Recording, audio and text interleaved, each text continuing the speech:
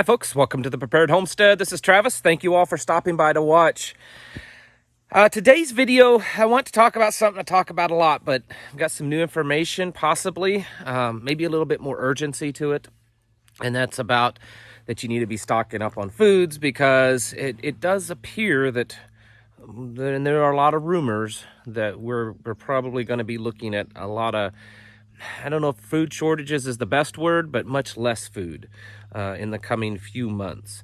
And I'm not on here trying to bloviate things. I don't want to, hype it up and instill fear in you.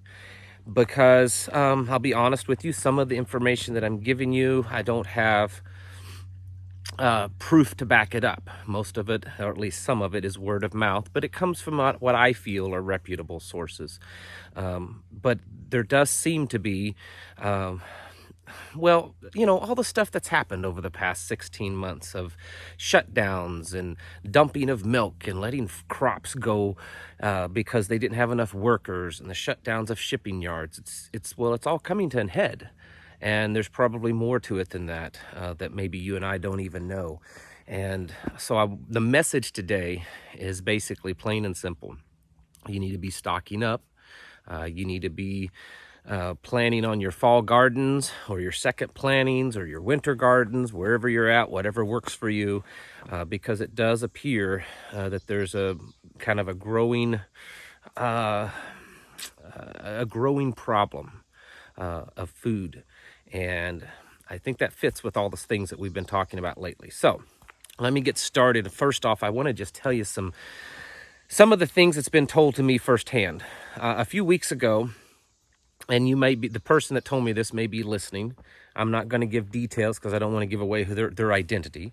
But as you all know, because some of you do this, you email me from time to time and you say, hey, this is what's going on in my area. This is what's going on in my industry, so on and so forth. I had a guy message me, and he worked for one of the largest grocery store chains in the United States, Kroger, Albertsons. I think they go by different names in different areas. And this guy was, kind of higher up. I guess he was in some level of management. And they had been going through some training. And the training that they were putting their employees through, especially their management, is how to deal with disgruntled employees disgruntled customers come this fall. And the reason for that is because they were telling their management staff that come around August, they were expecting the amount of food that their stores receive to restock their shelves to be cut down to about 1/5 of the amount.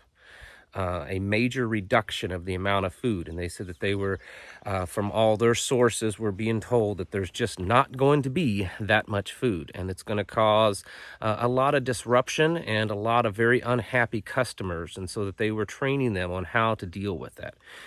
And so I got that and I kind of pushed that aside and I said, well, that's very interesting, but I have nothing else to kind of back that up. We do know that there's a problem with shipping containers. They've talked about shortages of pallets. They've talked about shortages of actual drivers. I had another viewer message me, and this guy works in, I guess from what he explains, a company that does, logistic management for trucking industries. And he said that they had run some numbers a year, maybe 2 years ago, and saw that the trucking industry was about 130,000 drivers short of what they needed to be to just maintain a normal level.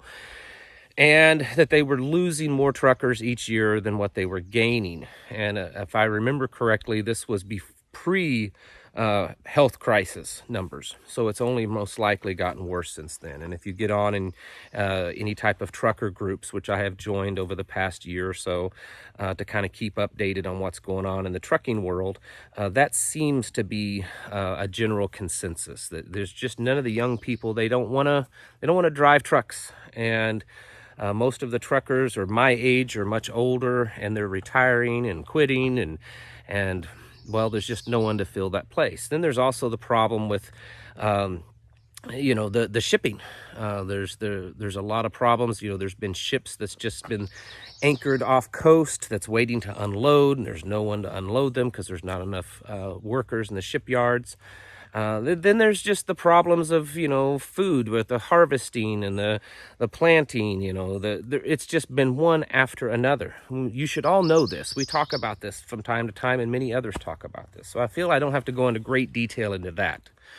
So anyways, I get this email from the guy from Kroger's telling me that they're saying that they're going to be cut way back. Well, this morning, there's a little, from where we're at, and we're way out in the middle of nowhere. There's a little dinky hardware store just kind of out in the middle of nowhere also. It's one of those old-fashioned hardware stores that, everyone comes in, all the guys just sit around, there's chairs everywhere, and they sit there and talk, and that's kind of thing. And so I went in there this morning, and there was a guy in there that I'd seen before. He's a local around here. Talked to him, and he works for Walmart, and he works for one of the bigger Walmarts in one of the bigger towns around here. And he's in management. He's a department manager. And he said, man, he said, I know it's going to get worse. And he said, this past week, they get trucks, every day, every few days for different shipments for different parts of their store. And I guess his department is like produce and meat or something like that. And he said, they said, listen, tomorrow, instead of getting one truck, you're getting 2 trucks. And they said, so you need to make sure that there's enough space to put all that stuff. And he said, man, I don't really have enough space for all that. He said, and he said, his boss told him, said, well, you need to make space because you're getting 2 trucks tomorrow. And then the next day you're getting another truck. He said, that's too much. He said, what in the world are we going to do with all this food? He said, some of this food, it's produce and it's going to go bad before we can even sell it. He said, you have to make room for it. He said, so he got all his employees to make room for this food. And he was, inquiring with the store manager, what's going on? Why are we getting like this huge influx of food, like all at once, that some of it could possibly go bad before we can even sell it? He said, well, the main warehouses with Walmart, he said, they're just about empty.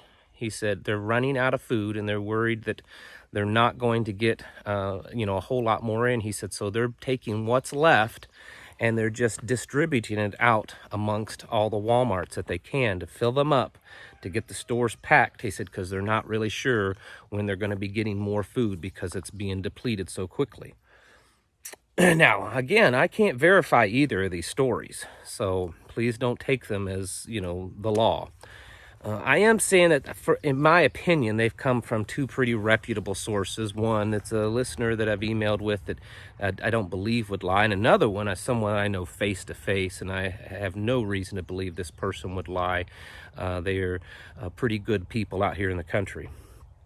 So there's 2 things right there that both stories are pretty much the same. They connect. There's a lot of other stuff out there.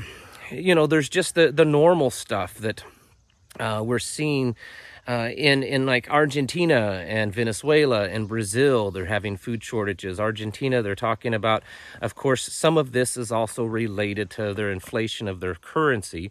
So there is that to it.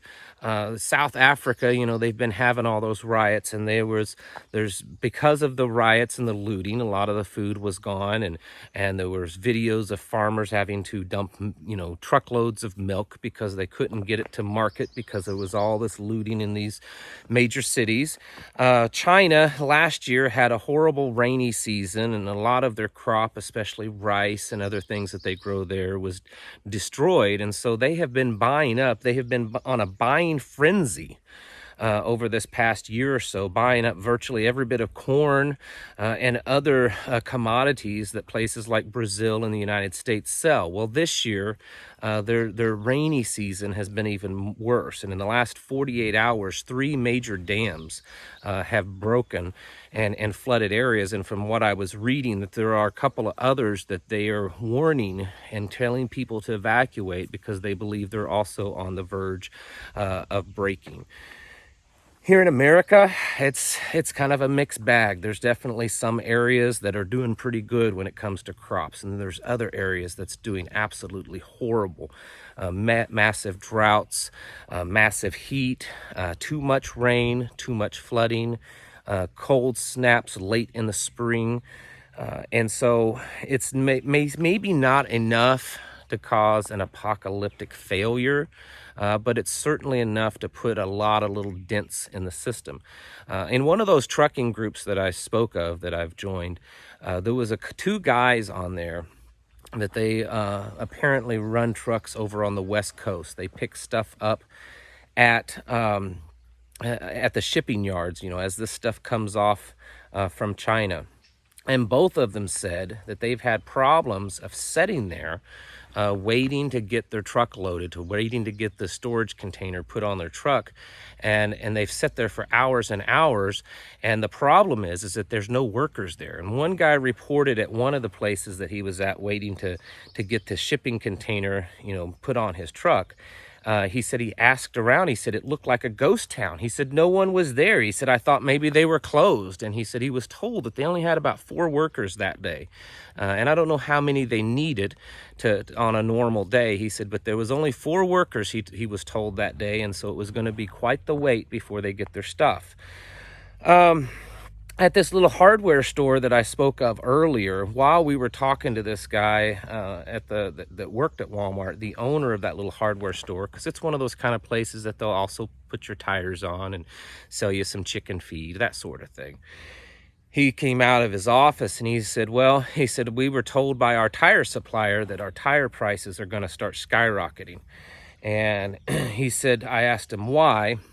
He said that they have added a new shipping fee, because as all of you know, tires come from overseas. I don't know that there's any tire company that's domestic anymore. And he said, I asked him, what do you mean? He said, they are charging an additional fee when the ship comes in with the big containers on it and the big old crane you guys have seen, the big magnetic crane or whatever, and it reaches over and it grabs one of those containers and it picks it up and it sets it off. He says there's now an additional $8,000 fee just to do that, on top of the additional increasing in fees to ship it from overseas to here, which is about a 5 times increase. It used to cost around $2,000 per shipping container. Now it's $10,000 per shipping container or more in some cases. So we're dealing with, as I've said before, a perfect storm brewing. There's many reasons that this is all happening, and there's probably some that you and I aren't even privy to. I do definitely think that there's certain manipulation happening. I don't think it's all just, it just so happens that this is all happening at once. There are some things that probably are just apparently happening. They might just possibly be a coincidence. But I think a lot of this is certainly controlled. There's certainly manipulation on the shipping. There's manipulation in the cost that it's, the rising cost of goods to ship. There's definitely problems in, and very possibly weather manipulation problems that's causing crop failures in certain areas. But I don't think it's all just a coincidence. In the end, it doesn't really matter, does it? It's happening. It doesn't really matter why it's happening. It's happening. And it's kind of the same thing of, I get on here what I've just said of problems in other countries, and I didn't even mention them all. And you might say, yeah, well, that's over there. Look at all the flooding that they've had in Germany and places like that. Don't you think that it's probably affected any type of crops there? And you might say, well, I don't know that we import a whole lot of stuff from Germany and food-wise, so that's probably not going to affect us. Folks, like it or not, we live in a global economy. Our food system is global, and it's spread out. The tentacles are everywhere. And so if 1 or 2 areas of the planet has problems, there's probably enough of the entire system to kind of make up for that. But when multiple areas are happening, season over season, it's going to start affecting things. The shutdowns of plants here in the United States this past year, that's going to cause problems. Where they were dumping milk last year, we said that's going to cause problems. It's going to come to a head. You can't push a snowball downhill and not expect that once it gets to the bottom, it's going to be a much bigger problem than when it began. And that's what's happening. And I've read and I've watched videos and seen the numbers, and a lot of experts have been saying for months now, this coming fall, we will start seeing it all come to a head. And I believe that's pretty true. And hearing these two sources from grocery stores really, in my mind, confirm that. The folks that I talked to at the hardware store, the guy that worked at Walmart, he was saying, he says, we are stocking up as much as we can. He says, we're putting all of our money into buying the food that we need because it's gonna get bad. He said they're telling us, as from a management level, that they really don't know how they're going to keep the store stocked come a month or so from now, or next few weeks. Is this a temporary problem? Is this a long-term problem? I can't tell you that. My gut tells me it's going to be more than just a temporary problem. But it does seem to be a problem. I mean, there's news reports of like Taco Bell having food shortages. I've seen reports of other restaurants taking certain things off the menu because of food shortages. There's also, of course, employee shortages. There's still so many people sitting at home drawing all this unemployment, and child credit money and all that kind of stuff. So, they're having a problem getting people to go back to work. It's all coming to a head, folks, and I don't think it's going to be good. And considering all this other stuff that we're talking about of, global changes and atmospheric changes and planetary changes, all that kind of stuff, whether it's all being done on purpose or it just happens that it's happening, I think is irrelevant at this point. I think we've seen enough warnings, we've heard enough stories from enough people that it may not confirm that it's going to happen, but I think it's certainly enough to send a little warning bell and to take it serious and stock up. So again, I can't confirm everything that I'm telling you. I can't tell you that this is absolutely going to happen. I'm not here to instill fear. I don't want you going around saying, oh, well, old Travis, he says this is absolutely going to happen. That's not what I'm saying.